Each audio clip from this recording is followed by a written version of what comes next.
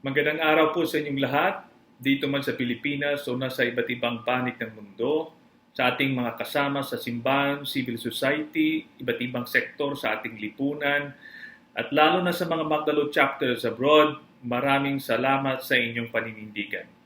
Ang pagkilos nyo ngayon ay hindi simpleng pagrarally lamang. Ito ay panawagan ng isang sambayanang napuno sa katiwalian. Alam nating lahat ang dahilan kung bakit tayo naririto. Ang napakalaking korupsyon sa flood control projects at sa napakarami pang anomalya sa gobyerno. Noon at ngayon, trilyong piso ang nawawala, hindi lamang papel yun, hindi lamang numero yun. Yun ay pera ng taong bayan.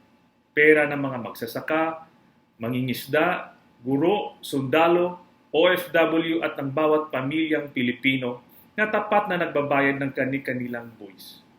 Maraming beses na tayong niloko ng mga nakaraang investigasyon na nauwi lamang sa sarswela. Paulit-ulit iba't ibang administrasyon pero pare-pareho lamang ang ending. Wala pa ring tunay na nanagot at nahatulan. Ngayon, hindi na dapat pupwede yon. Kung walang mananagot dito, kung walang tayong makita na tunay na hustisya, then this becomes just another show. At hindi na dapat tatanggapin ng taong bayan ang ganitong klaseng palabas. Pero higit sa lahat, ang laban na ito ay hindi lang para sa araw na ito. Hindi lang tuwing may iskandalo. Dapat araw-araw sa buhay ng ating bansa at dapat lalo na tuwing eleksyon. Kapag mali ang pinipili natin, pagbabayaran natin ng paulit-ulit. Kapag tahimik tayo, lalo tayong yuyurakan at aapakan. Kaya huwag tayong pabaya, huwag tayong pakampante. Let us never let our guards down, kahit kailan. Sa ating mga kababayan sa iba't ibang bansa, salamat dahil kahit malayo kayo, hindi ninyo tinalikuran ng ating bayan. Ang boses ninyo ay mahalaga. Ang presensya ninyo sa mga rallies abroad ay minsay sa buong mundo na ang Pilipino ay hindi sumusuko. Na may mga anak ng bayan na handang tumindig saan man sila naroroon.